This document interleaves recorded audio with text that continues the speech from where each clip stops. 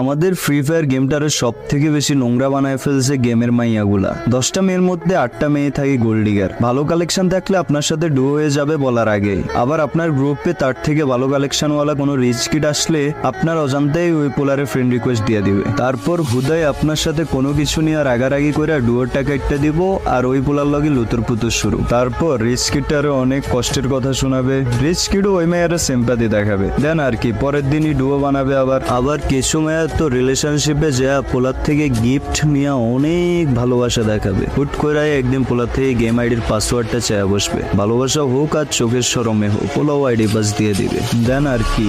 1 সপ্তাহ বা 10 দিন ওই আইডিতে ঢুকবে।